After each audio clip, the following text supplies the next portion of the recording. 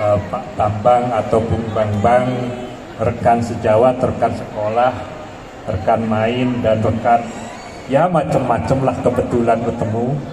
Dan adik saya ya Kak Rois dan Kak Ismat, juga ibunda yang tercinta beserta keluarga, serta hadirin dan adik-adik serta anak-anak yang berbahagia. Pertama yang menyangkut buku itu sendiri, bahwa ini salah satu kita sebut masterpiece lah ya, sebuah karya tulis yang ternyata juga di dalamnya ada apakah itu historiografi, sebuah hasil daripada pengungkapan peristiwa sejarah, ada kisah karena ada perjalanannya, ada cerita senang sedihnya, ada juga romantisme, ada suasana kebatinan, dan juga ada unsur-unsur yang sifatnya tentu aspek sosiologis.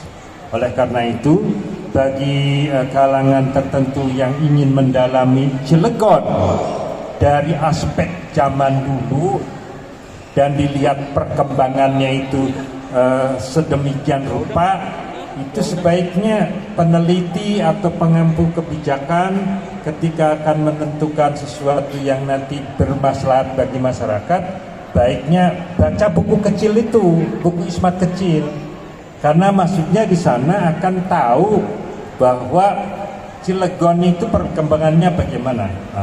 Itu yang pertama. Yang kedua, sebelum kita cerita masalah kenangan dan seterusnya, bahwa melalui buku itu syariatnya Cilegon ini bisa diketahui ya, misteri Cilegon yang sekarang terbuka ya. Ada beberapa peristiwa ya, kita singkat saja sekarang ini ya. Pertama, di sana digambarkan bahwa dulu Cilegon itu ibaratnya kota atau kampung, tapi sesudah ada pabrik ya, Krakatau Steel, maka akhirnya jadilah menjadi kota industri. Nah, sebenarnya di sana masih ada yang tidak terceritakan ya. Misalnya ini adik-adik barangkali biar tahu, mungkin sekarang ini mungkin adik-adik pernah lihat lampu merkuri ya, lampu merkuri yang warnanya kuning itu. Waktu kita kecil dulu, lampu merkuri itu dari Simpang 3 sampai Krakatoria sana. Betapa ada lampu merkuri itu, orang Cilegon melihat lampu ya. Betapa nampak orang Cilegon itu kampungan, lalu dilihat tangannya itu warnanya beda, sudah itu balik lagi begitu. Artinya ada perkembangan yang juga memang terus terang saja diceritakan di sana bahwa Cilegon itu ada perkembangannya. Nah, yang berikutnya bahwa ada sisi-sisi lain ya, dengan perkembangan membaca buku Ismat kecil itu akan tahu betapa bahwa Cilegon yang memang tadinya itu daerah pertanian lalu menjadi daerah industri, lalu akhirnya banyak orang yang di bedol desa pindah, maka apa yang kita sebut secara teoritis itu namanya terjadi kemiskinan struktural.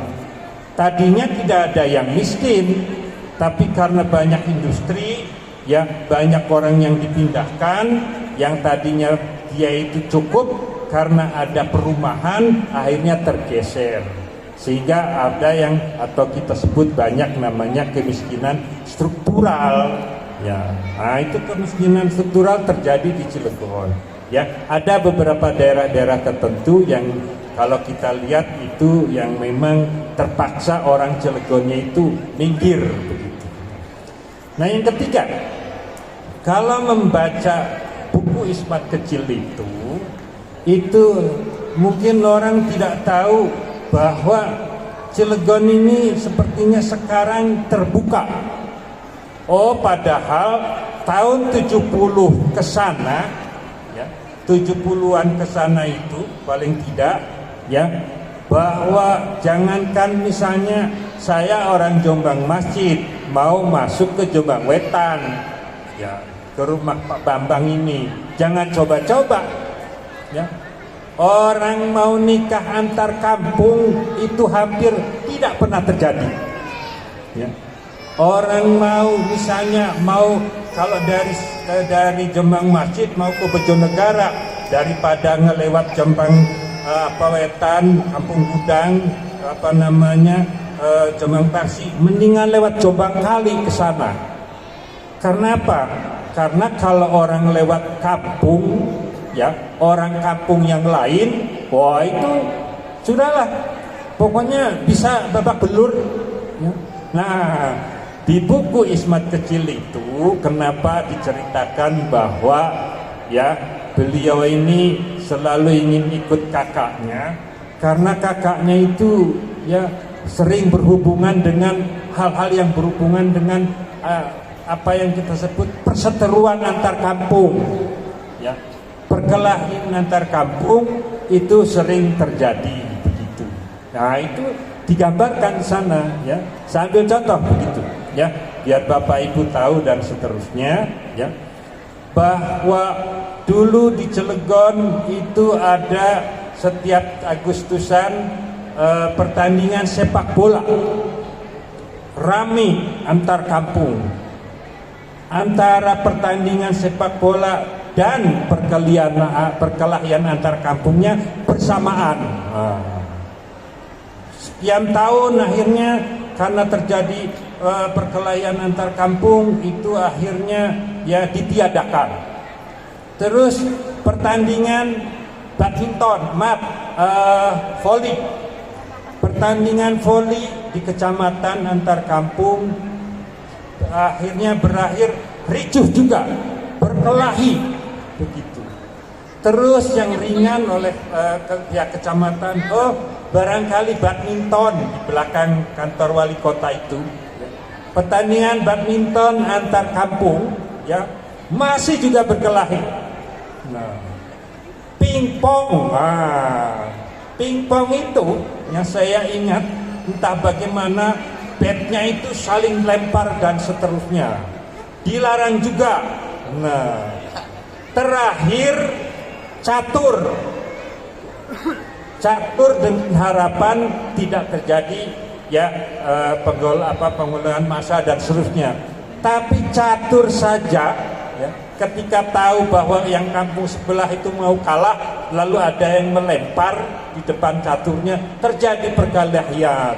Nah, saya ingat betul waktu itu akhirnya kurang lebih 3 atau 4 tahun tidak ada pertandingan antar kampung. Nah, itu kita tahun 70-an Cilegon itu begitu. Nah, oleh karena itu ya ini sebuah fakta empirik. Nah, berikutnya, kenapa akhirnya orang Cilegon itu dulu ya yang antar kampung selalu terjadi perseteruan, perkelahian dan seterusnya, sekarang menjadi satu. Itu kurang lebih sekitar tahun 70-an. Persis kita sekolah 75 SMP. Ceritanya begini, karena antar kampung itu tidak bisa menikah, terus ada orang dari seberang, apakah itu dari Sumatera, dari Jawa dan seterusnya, menikah dengan orang Cilegon, sehingga akhirnya kata pemuda-pemuda Cilegon kepada orang tua, "Pak, kalau anaknya menikah dengan orang seberang, kenapa kami antar kampung itu tidak boleh menikah?" Nah, akhirnya orang tua-tua sejak itu berunding, ya sudah mulai sekarang ya dibolehkan perkawinan antar kampung. Itu sekitar ya 74 lah begitu ya. Nah, karena sekarang itu akhirnya orang yang dari antar kampung itu ya sudah boleh menikah. Saya ingat betul ya, Pak Bambang masih ingat Pak Yayat guru matematika orang Bojonegara nganjang ketemu putih digebukin. Ya, jadi waktu itu ya namanya juga orang pemuda, kebetulan kita ada saksinya Pak Bambang, Pak Yayat itu guru matematika orang Bojonegara, nganjang ketemu putih, ribut malamnya digebuki dan seterusnya. Karena memang situasi saat itu jangan coba-coba orang nikah antar kampung ke kampung. Tapi ketika para orang tuanya ada beberapa tokoh yang anaknya dinikahkan atau menikah dengan orang Sumatera, juga orang Jawa, akhirnya para pemuda protes. Kalau dengan orang Jawa, dengan orang Sumatera boleh, kenapa kami antar kampung ini selalu terjadi perseteruan? Nah, akhirnya kurang lebih tahun 74-75, karena persis saya kelas 1 begitu ya. Jadi kelas 1 SMP dengan Pak Bambang ini begitu, terjadilah perkawinan antar kampung. Ada peristiwa menarik. Kita kan misalnya orang Jombang Masjid nganter ya misalnya nikahan dengan orang Kampung Gudang. Nah, yang nganter-nganter ini ketemulah ya anak-anak, ketemulah pemuda yang dulunya sering berkelahi di alun-alun. Oh, kamu yang kemarin dulu tipu gani, yang kamu saya pukul yang sekarang kita saudara ya. Nah, begitu. Sama ya, orang saya juga nganter orang Jombang Wetan dengan orang Temu Putih, ketemu juga tuh ya yang dulunya pernah berkelahi di kali, pernah tipuk-tipukan ya, main jeblukan dan seterusnya. Nah, alhamdulillah saat itu sudah mulai orang Cilegon itu terbuka, bukan hanya saja kepada yang dari luar, tapi juga dari antar kampung. Berikutnya, dari situlah ya saya ingat ya almarhum Pak Hujaini ya menyampaikan kepada kami waktu itu ya, anak-anak yang kampungnya dulu sering berkelahi, taruhlah orang Temu Putih dengan orang Kampung Gudang, maka anak-anaknya digabung di kelas 1A kan, 2A kan waktu itu ya. Jadi anak-anaknya yang dulu sering berkelahi antar kampung itu waktu SMP digabung ya. Saya ingat betul Pak Jenny itu almarhum ya, ini kampung ini yang sering berkelahi, ini kampung ini yang sering berkelahi, sehingga akhirnya anak-anak itu digabung jadi satu kelas. Walaupun di awal-awal itu waktu kita SMP kelas 1 masih terjadi perkelahian, tapi sejak itulah akhirnya ya, sejak itu akhirnya karena kita satu kelas, ibaratnya terus saling berhubungan dan seterusnya. Terus saya juga ingat betul itu ya, yang dulu waktu masih sebelumnya main ke Kampung Gudang, Kampung Telu dan Temu Putih dan yang lainnya tidak berani karena ada teman sekelas, akhirnya saling onjang sono. Sejak tahun 75, paling tidak 76-77, maka Cilegon itu sudah mulai ibaratnya terbuka. Itu yang perlu diketahui ya, bahwa Cilegon ini sebenarnya dulunya sangat eksklusif, tapi diikuti dengan perkembangan zaman yang memang industri dan seterusnya, akhirnya juga terbuka. Nah, hal-hal yang ada di dalam buku Ismat Kecil itu ya, mungkin banyak di sana ada kutipan-kutipan. Kenapa kakaknya tidak mau mengajak-ajak adiknya? Yaitu tadi, satu karena kakaknya ini ya harus berhadapan dengan kampung sebelah, kampung sana begitu ya. Takut nanti ini kan masih kecil ya, jangan ikut gitu ya. Jangan ikut karena nanti ya berbahaya dan seterusnya. Saat itu, waktu itu ada peristiwa, saya tidak sebutkan dengan kampungnya ya, biasa berkelahi ya. Ini adik saya Ismat itu ikut, pas kita lari, pas dilihat tidak ada, tatonya nyempelet di bawah sawah ya. Kalau saja ketahuan itu sudah dikepruk gitu begitu dan seterusnya. Terus yang berikutnya, romantisme yang waktu kecil itu, kenapa kita tidak ajak ya Ismat ini main-main? Karena apa? karena kita suka kadang-kadang kalau hujan itu main serosotan di gudang emping yang seolah-olah nantinya juga tidak menurun kecil begitu. Nah, hal lain yang juga yang perlu diperhatikan bahwa mencermati buku Ismat Kecil ini ada semacam sesuatu yang digambarkan ya nanti oleh Pak Bambang, bahwa apa yang kita sebut orang Cilegon yang memang betul-betul mempunyai nilai aspek kejuangan, itu juga memang kita ya peristiwa Ki Wasit itu betapa kami dulu di Jombang Kampung Gudang ya, terakhir waktu kita mau ada bedah buku Geger Cilegon, saya menelusuri dari Apollo terus Kampung Gudang yang ada kuburan Ki Wasit itu yang katanya dulu ada di situ ya, terus ke sana dan seterusnya, itu ya ibaratnya betul-betul menjadi bagian dari yang sejarah. Jadi hadirin yang dimuliakan ya, bapak-bapak, ibu-ibu dan adik-adik ya, beruntung adik-adik sekarang ini kalau mau main kolam renang ada, kita mah dulu mandinya di kali begitu. Ya, banyak hal yang ingin kami sampaikan, tapi kira-kira itu saja yang bisa disampaikan. Ya, tentu hal menarik dari buku ini adalah merupakan refleksi tentang gambaran Cilegon yang seolah-olah sudah ada tingkat perkembangan hingga sekarang ini. Banyak yang ingin kami sampaikan, namun keterbatasan waktu. Ya, sekali lagi terima kasih atas kehadirannya. Semoga nanti para pembaca juga sering membaca dan menghayati bagaimana Cilegon itu seperti apa. Demikian yang bisa disampaikan, Pak Rais. Ya, mudah-mudahan ada cerita yang menarik ini bisa dijadikan pelajaran bagi kita, karena itu bagian dari sejarah. Ya, kita ambil pelajaran dan hikmahnya. Demikian yang bisa disampaikan. Mohon maaf kurang lebihnya. Wallahu muwaffiq ila aqwamit thoriq. Wassalamualaikum warahmatullahi taala wabarakatuh. Waalaikumsalam warahmatullahi wabarakatuh. Boleh tepuk tangannya. Paparan yang luar biasa yang ternyata banyak hal yang terjadi di kota Cilegon. Kita beruntung hidup di kota Cilegon sekarang. Apalagi bagi teman-teman yang tidak lahir di kota Cilegon. Dulu sulit untuk menjadi pendatang di sini, tetapi masyarakat Cilegon hari ini jauh lebih dapat menerima orang-orang baru, sudah lebih inklusif ya. Dari Pak Haji Dedi Mulyadi, kakak pertama atau anak pertama, kita berpindah ke si bungsu. Waktu kecil beliau dipanggil EM.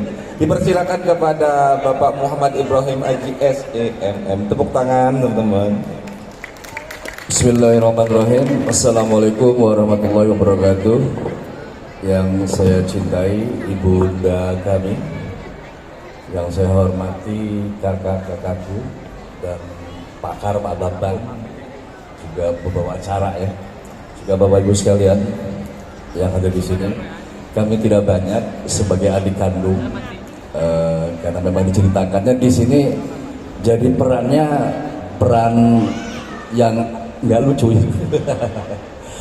Coba kebetulan pas kita mau ke sini, saya bercerita kepada anak saya bahwa saya dan kakak saya, kalau anak saya bilangnya Wawa. Kebetulan kita punya layangan hari ini. Jadi kalau diceritakan tadi tentang layangan, kami sudah turunkan kepada anak saya yang setiap harinya main layangan, Pak Bambang. Jadi cerita yang dulu itu hari ini insya Allah masih ada di kota Cilegon. Jadi akan kami lestarikan budaya-budaya yang ngubek layangan di sawah dan sebagainya masih ada sekarang. Cuma memang versinya berbeda dengan yang dulu, tapi benang merahnya insya Allah ada lah. Gitu.